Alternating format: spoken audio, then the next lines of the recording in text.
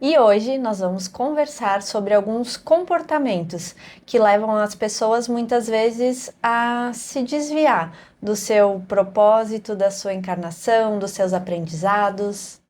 Eu acho que a gente poderia começar falando então, né, dentro das coisas que a gente vai falar, sobre as pessoas que ficam ali remoendo o passado, vinculadas ao passado, não conseguem soltar as questões mais complicadas do passado e com isso não se permitem viver o presente. Então, o que que tu acha que a gente poderia falar sobre isso para as pessoas? Esse é um ponto bem interessante. Muitas pessoas têm esse vínculo emocional negativo com o passado, né? Elas ficam vinculadas ao passado, mas só lembrando de coisas ruins que aconteceram, de coisas tristes. E ficar muito tempo vinculado a esse passado gera tristeza, e muito tempo na tristeza gera depressão. Aqui na nossa cultura, como a gente falava nos outros episódios, né? Nós somos de origem italiana, moramos na Serra Gaúcha. Tem muitas pessoas, principalmente as mais de idade, né, que ficam com esse vínculo muito forte com o passado. Então, é bem comum aqui você ouvir assim: ah, porque na minha infância a gente passava fome, porque era difícil, porque a gente tinha que trabalhar, e aí começa a resgatar todas essas histórias vinculadas a esse passado, só que a pessoa não está mais vivendo isso, né? A maioria já está numa situação financeira confortável, já está vivendo uma vida bem melhor, e ao invés de desfrutar dessa vida melhor e saudável, elas continuam remoendo aquele passado. E algo importante para a gente falar é que o nosso cérebro, ele não sabe diferenciar quando tu está vivenciando alguma coisa de quando tu está pensando ou remoendo esse passado. Então, as pessoas que ficam remoendo o passado, o cérebro entende que tu tá vivenciando aquilo de novo e tu começa a sentir todos os sentimentos, emoções, sensações, tu começa a acionar isso naturalmente e é como se aquilo estivesse literalmente acontecendo. Então, realmente é um resgate do passado que tu traz aqui para a realidade, porque o cérebro não consegue diferenciar, pelo que tu falou, então, né? Isso. E pensando nisso, tu acha que as pessoas que estão nesse presente, vivendo esse passado, as pessoas conseguem ter momentos também de estar no presente, ou tu acha que quando as pessoas se vinculam com esse passado, as pessoas ficam o tempo inteiro vibrando no passado? Ou podem acontecer as duas situações? Acho que depende do perfil de pessoa, né? Tem pessoas que têm um grau tão grande de autossabotagem que quando elas estão fazendo algo positivo, elas já começam a fazer esses vínculos negativos, como se elas não fossem merecedoras de coisas boas, de ser feliz mesmo. Então, viver o passado pode ser tanto positivo quanto negativo. A pessoa pode resgatar o passado no sentido positivo da coisa, ou então realmente estar remoendo algo que foi ali complicado e está trazendo apenas essas questões complicadas para o presente, né? E até pensando nisso, é interessante da gente também pensar em que os momentos mudam. A realidade das Sim. pessoas muda, então as pessoas elas continuam vinculadas a momentos mais difíceis, momentos mais complicados, momentos que talvez sim foram complicados para as pessoas que elas passaram necessidade, mas que realmente no presente já o histórico e a realidade é diferente do que esse passado, né?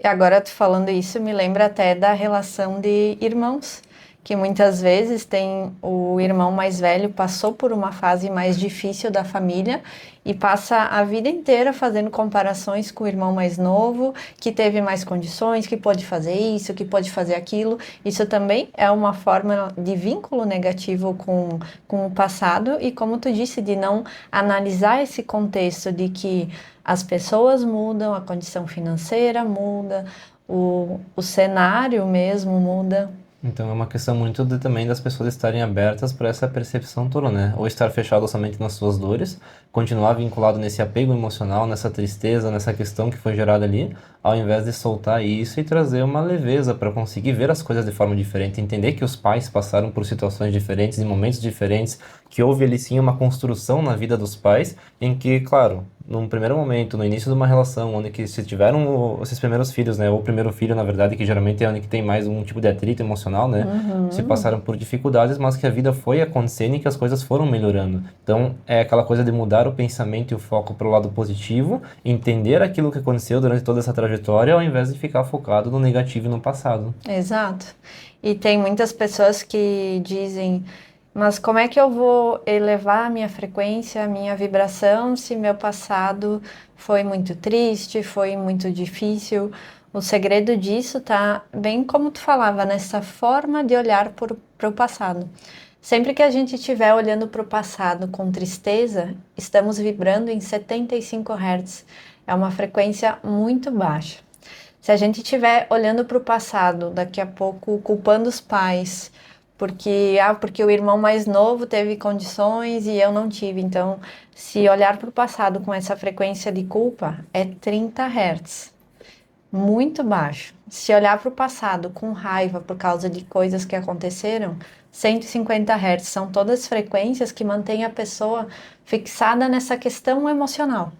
E nesse sentido aí, a pessoa pode estar vibrando então em três frequências ao mesmo tempo, só por estar vinculado ao passado. Exato. Na culpa, na tristeza e na raiva. Então a pessoa está se vinculando a três vibrações negativas, ao invés de soltar essas questões ali, soltar esse passado complicado, entender, trazer, claro, compreensão sobre isso e trazer ali uma vibração de aceitação.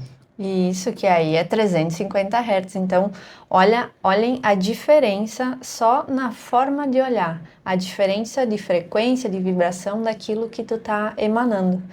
E não quer dizer que a gente tenha que esquecer do passado. É olhar para o passado com um viés de aprendizado. O que Uhum. que eu aprendi com isso? Que lições que eu tiro disso? E sempre analisar esse contexto. Que daí tu não adianta só tu olhar o passado e ficar remoendo aquilo que aconteceu, tá? Mas e aí, o que que tu vai fazer com isso? Se olhar para o passado com esse aprendizado, muda completamente, né, o contexto. Como todo mundo fala, então, né? O nosso passado é aquilo que nos constrói. Então a gente pode Exatamente. construir bases mais sólidas, mais estáveis para o nosso presente e para com o nosso futuro, ou então construir bases aqui instáveis, em que vão trazer instabilidade emocional, comportamental em todas as áreas da nossa vida. Sim, e o passado pode ser modificado no sentido de interpretação, de forma de olhar e de pensamento também. Porque na nossa linha de trabalho, né, entendemos que passado, presente e futuro, eles coexistem, e não de forma linear como a gente aprende. Uhum. Isso significa o quê? Que a gente pode estar acessando esse passado para transformar ele num sentido de olhar mesmo, interpretar de outra forma, e isso muda todo o cenário. Sim. E quanto a isso também, muito também a questão do próprio vitimismo perante as situações, que eu acho que é legal a gente falar muito, né? E quando as Sim, pessoas ficam ali vinculadas a essa situação do passado, a coisas mais complexas ali, e elas se colocam como vítima da situação, ao invés de olhar o aprendizado que isso tem a trazer para elas, o que elas podem ter de crescimento perante isso. sim, com certeza. O processo de vitimização é quando a pessoa acha que o externo está sempre prejudicando de alguma forma. E a pessoa que tem essa tendência a entrar nesse comportamento de vítima, normalmente ela é assim em todas as áreas da vida, né? Uhum. No trabalho, ela é a vítima do chefe, ela é sempre a pessoa excluída. Na família também, ninguém entende. Que Na mais? própria sociedade Na também, ela é a vítima da sociedade. sociedade, ela é a diferente da sociedade, então sempre tem um papel de vítima perante ao local, ao meio ao qual ela está vivendo, independente até nas relações muitas vezes, né? Em vez da pessoa se empoderar, se colocar à frente e aí sair do papel de vítima, ela prefere ficar, às vezes por medo, por insegurança, num papel de vítima, se colocando atrás da outra parte que está junto com ela, e aí causando um processo de paralisia na sua vida inteira, né? Sim, com certeza. E se o vitimista tem esse perfil de ficar culpando o outro, ou culpando o mundo, né, por suas questões, está vibrando em 30 Hz, que é uma frequência baixíssima. Só que a pessoa que entra nesse papel de vítima é muito difícil sair desse papel. E como é que sai disso? Com autorresponsabilidade, olhando para si e assumindo os seus comportamentos, assumindo aquilo que não está sendo legal para poder fazer as mudanças. Porque enquanto a pessoa só culpar o outro, ela não tem que fazer movimento nenhum. E esse que é o ganho secundário da vítima, porque enquanto eu culpo o outro, beleza, a culpa é dele, tô aqui na minha zona de conforto, não tenho que fazer nada, só que aí não tem crescimento, não tem evolução. Então, nesse sentido da vítima, a pessoa que se coloca como vítima, claro, existem vítimas sim de situações, a gente não está dizendo que não, Sim, mas na questão do papel de se vitimizar conforme coisas que não deveriam ser vitimizadas, Então, o ponto principal aqui é a pessoa tirar o foco dos outros e começar a olhar mais para si. Olhar quais são suas próprias responsabilidades e aquilo em que ela pode fazer de mudança para sua vida para trazer uma certa segurança e sair desse papel de vítima, né? Realmente é Sim. olhar mais para si, menos para o outro, menos para o externo. Exato, e a vítima, essa pessoa falando, né, como o Jonathan disse, que se considera uma vítima de tudo, é a pessoa que normalmente acaba se comparando com as outras pessoas. Só que o que que ela faz? Compara o pior dela com o melhor da vida do outro. Aí é um sistema que se retroalimenta. Isso potencializa ainda mais a certeza que ela é uma vítima e Uhum, são pessoas que normalmente têm muita dificuldade de ter uma rede social, uhum, porque elas não conseguem ver o sucesso das outras pessoas e ficar felizes por isso. Ou é a pessoa que tem a rede social e usa para se vitimizar mais ainda, né? Ah, porque o fulano tá viajando, porque o fulano tá comendo fora, porque eu não tô, eu só tô em casa, porque o fulano tá feliz. A vítima pega a rede social e vê a felicidade do outro como algo negativo. É como se o outro estando feliz, ela não pudesse ser feliz. Aí eu lembro de um exemplo que eu ouvi uma vez numa palestra, que a felicidade é como o sol. Não é porque um está tomando sol que vai faltar para outro. Então, entender essa amplitude de que todos podemos ser felizes, desde que tenha a autorresponsabilidade, né? Entender isso tira a pessoa do papel de vitimismo, de comparação. exatamente. Então é realmente uma mudança de percepção, em que a pessoa tem que trazer para ela mesma e para o entorno que está dela, para conseguir fazer esse processo de mudança do seu intelecto também. E claro, às vezes é preciso a pessoa procurar ajuda, seja com um terapeuta, com um psicólogo, com um psiquiatra. Existem vários padrões também que a pessoa talvez está passando por um processo de tristeza muito grande, porque a pessoa Sim, realmente passou por processos ao qual ela realmente foi vítima de situações, e por causa disso ela entrou nesse papel de se vitimizar perante as outras coisas. Então ela meio que adota um padrão para ela de ser vítima de tudo. Então, muitas vezes uhum, é sim necessário também ali busca de algum tipo de auxílio que pode ali estar auxiliando ela a sair desse padrão, dessa vibração. E realmente tem coisas que realmente são físicas, são vítimas daí que passam por situações físicas. Então, dentro disso existem várias vertentes em que tem que ser analisadas e trabalhadas se necessário. sim. Eu lembrei de outro exemplo agora no caso das pessoas que somatizam doenças para Uhum, ficar nesse papel de vítima. E tem pessoas que chegam num nível tão extremo que vamos imaginar uma pessoa que tem atrito com alguém da família. Às vezes o vitimismo chega num nível tão extremo da pessoa criar doenças para fazer com que a outra pessoa se sinta culpada. Então, o vitimismo, às vezes, dependendo do nível, ele pode ter certo grau de manipulação uhum, também. E essa questão de doença, muitas pessoas se mantêm num quadro de doenças pelos ganhos secundários, porque está recebendo a atenção de alguém, ou porque está conseguindo fazer com que alguém se sinta mal. É muito amplo quando a gente começa a falar desse assunto. e a gente vê muito também nas próprias terapias, né? Porque nós trabalhamos com terapias pessoais também. E quando a gente chega a um ponto ao qual causa alguma dor, ou quando começa a mexer na dor da pessoa, ao qual ela tem esse ganho secundário, geralmente a pessoa some, a pessoa para de vir para terapia, né? Não que a Sim. terapia cause a dor, mas quando a gente chega num ponto em que tem que trabalhar para sair desse papel de vítima, nesse papel do coitado, do menos valioso aí, né, da pessoa, Uhum. então a pessoa realmente ela desaparece porque ela tem esse ganho secundário, ela não quer mexer nisso, né? Porque ela com isso ela tem ali um ganho da família, ganho do marido, ganho dos filhos, enfim, de quem está ao redor dela aí que vai sempre aparando ela, ao invés dela tomar os passos para trazer a segurança para ela conseguir caminhar com os próprios pés. Sim, tem um caso muito forte de atendimento, no caso de uma pessoa que teve coragem de seguir com o tratamento. Foi muito difícil no início, né? Ela, na primeira sessão, a pessoa chegou dizendo: eu faço parte do grupo da dor que tinha no plano de saúde, tinha o tal de grupo da dor, que Uhum. se reuniam as pessoas que tinham muitas dores, né, para tratamento, e ela falava isso com um certo orgulho, que me assustou bastante. E ela sentou na cadeira contando sobre todas as dores, todas as doenças que ela tinha e para mim isso é uma vida muito triste, muito infeliz, porque a gente não veio para sofrer, para ter dores. Quando a gente entende esse processo de despertar, entende que não precisa ser dessa forma, Nossa, muda tudo. Ela tinha muitas questões com doenças autoimunes também, então Uhum. eram muitas dores.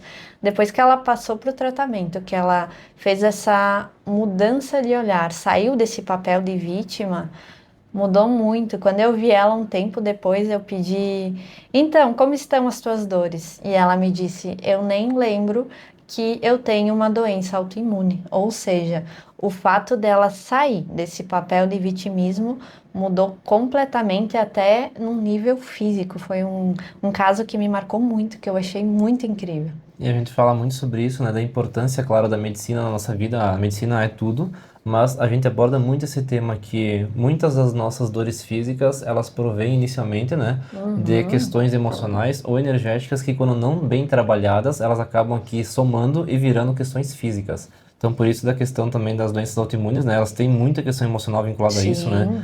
Então, a metafísica, ela explica muita coisa sobre as nossas dores físicas. Quando a gente trabalha nossas emoções, a gente trabalha a nossa energia, a nossa vibração, automaticamente a gente vai começar a trabalhar as questões físicas também. Existem situações e situações, mas as questões emocionais, elas refletem muito ou potencializam muito a questão física de acabar se deturpando ainda mais e gerando mais comorbidades, né?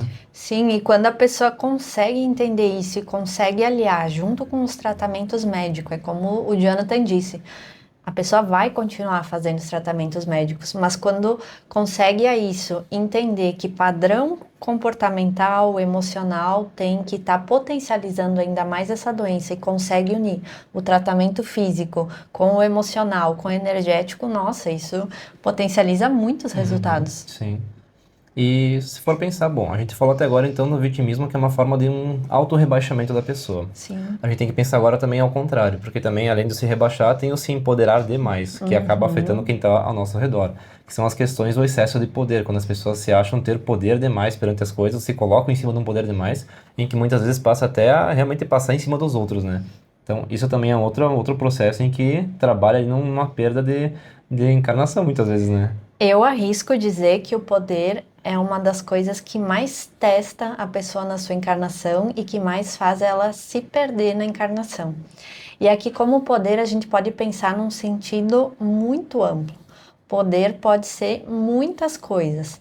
A essência, para mim, é tudo o que tu faz ou o que tu tem que, por causa disso, te faz sentir superior aos outros. Para mim, esse seria um conceito de poder, quando a pessoa acaba se achando superior, melhor, ou seja lá o que for.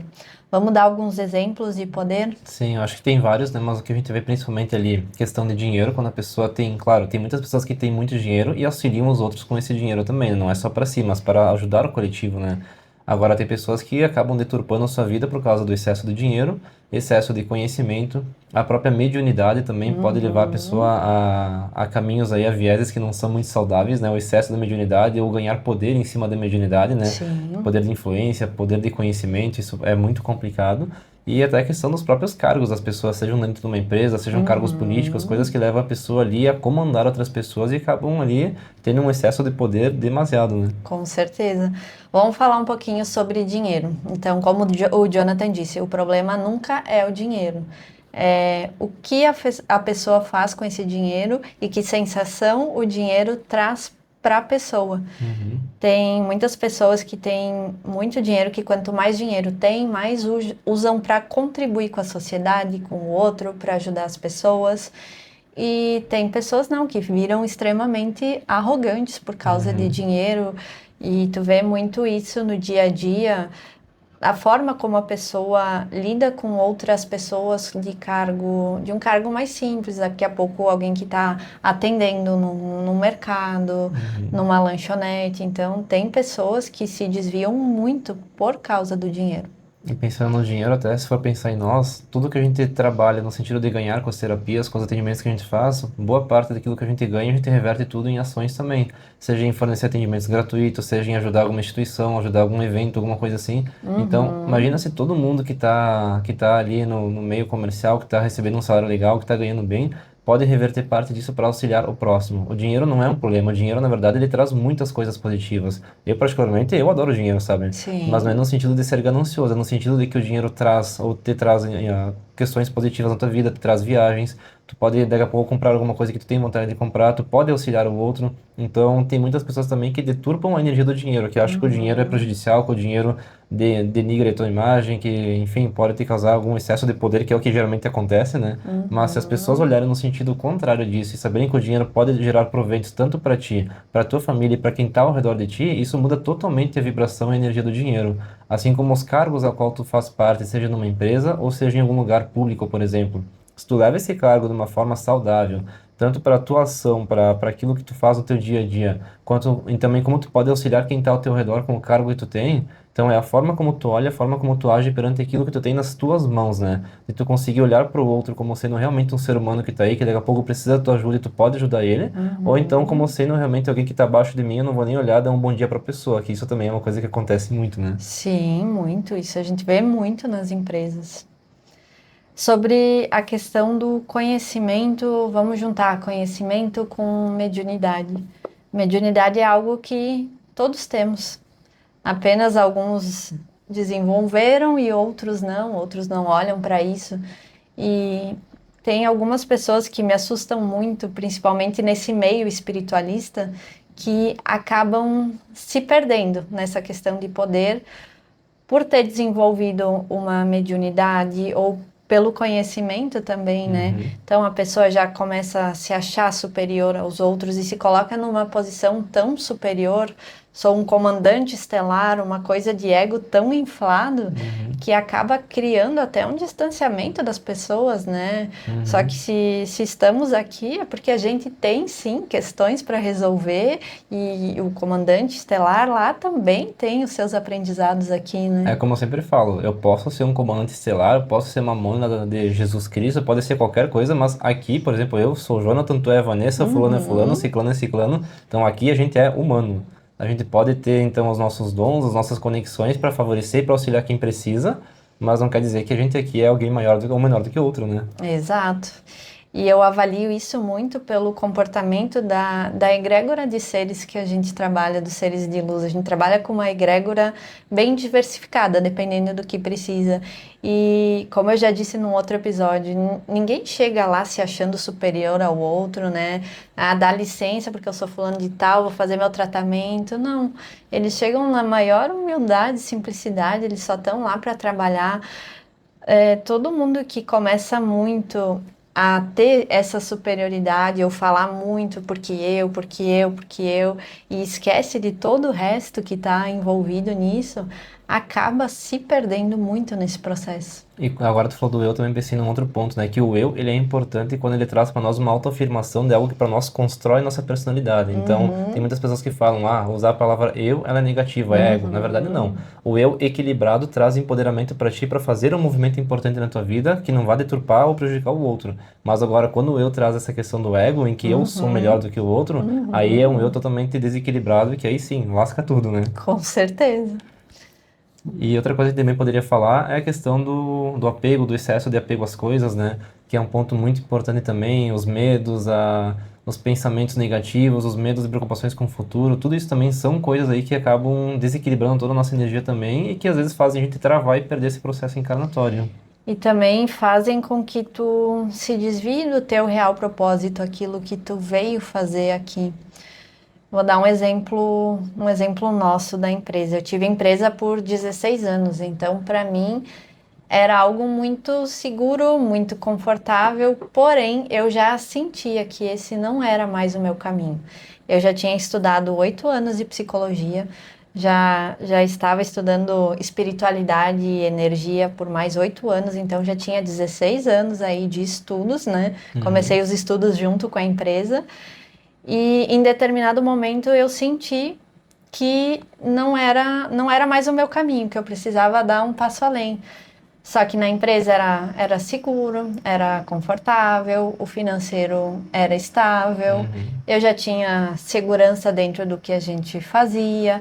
Então, são várias questões. E quando eu pensei em fechar a empresa para seguir nesse ramo de terapias, começou uma série de medos. Ah, mas será que vai dar certo? Será que eu vou saber fazer outra coisa além do que eu já conheço? Será que financeiramente vai funcionar? Então, os medos são grandes bloqueadores da nossa vida, né? Quando a gente tem medo, e a gente, muitas vezes, a gente tem o medo aqui porque a gente tem que aprender a superar esse medo. Realmente, às vezes, é um próprio processo aqui de aprendizado nessa encarnação, de conseguir superar as coisas da vida, e o medo é uma das principais. Então, às vezes, a gente vem aqui só para realmente conseguir superar o medo, para fazer os movimentos necessários ao qual a gente tem que fazer, mas por a gente conseguir sempre ali alimentar automaticamente esse medo, sem conseguir passar sobre ele, a gente acaba se bloqueando em muitas coisas em que a vida teria para nós, ou que nós conseguiríamos conquistar na vida, realmente por causa do medo e da insegurança. Eu acho que são dois principais de tudo, né? Sim, e o que eu vejo que o segredo de tudo é ir com medo mesmo. Porque quando tu tem esse padrão de apego, de medo, muitas vezes a vida vai te testar para ver se tu tem firmeza naquilo que tu tá falando. Várias vezes, quando eu decidia que eu ia fechar a empresa, enchia de pedidos lá. Uhum. Era uma forma de testar. E aí, tu quer largar isso mesmo? O universo testando aí, né? Sim, aconteceu muitas vezes, até que chegou um ponto que eu comecei a perceber essas sincronicidades. Uhum. E chegou determinado momento que eu disse, não, eu vou fechar, tava morrendo de medo. Sim, eu tava morrendo de medo, mas a gente foi com muito medo, né? Uhum. E fez uma mudança na nossa vida gigantesca. Hoje a gente consegue ter uma vida mais leve, mais feliz, graças a essa coragem de fazer as mudanças que precisavam ser feitas. Então é olhar para o futuro como uma forma de como tu vai construir isso, mas não com medo do futuro. Então pensamentos, por exemplo, do futuro são importantes para a gente ter um planejamento, mas não para criar bloqueios naquilo que a gente quer fazer. Sim, e normalmente quando a gente olha para o futuro, as pessoas que têm mais essas questões de medo, de ansiedade, olha sempre com cenários catastróficos e arrisco dizer que 90% desses cenários não são reais e nunca vão acontecer. Então, imagina a quantidade de energia que se gasta pensando nesse futuro com excesso de pensamentos, que pensamento gasta muita Uhum. energia, né? Criando todos aqueles cenários que geram mais medo, que alimentam mais ainda essas emoções e que nunca vão acontecer. É, exato. E outro ponto também que eu vejo as pessoas caindo muito aqui é pelas questões da raiva, do ódio, da vingança, ali na questão do medo, né?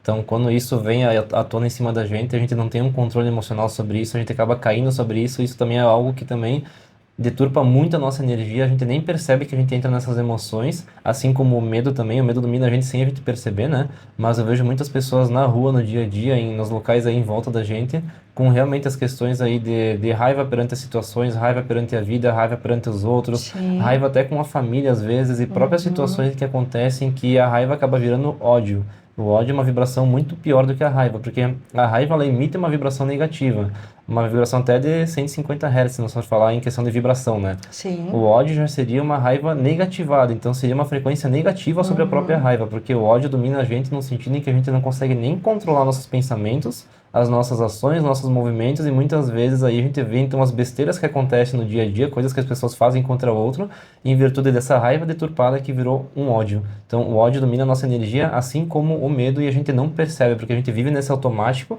quando a gente não consegue controlar nossas vibrações, nossas emoções, né? Quando a gente não tem esse domínio pessoal, e aí acontecem as situações do dia a dia que são catastróficas que a gente vê por aí o dia inteiro, né? Por isso que é importante cuidar desses comportamentos, agora que você tem o autoconhecimento, para prestar atenção como é que tu tá nessas áreas da vida. Muito obrigada por hoje e Hoje, até o próximo. isso era aí, não.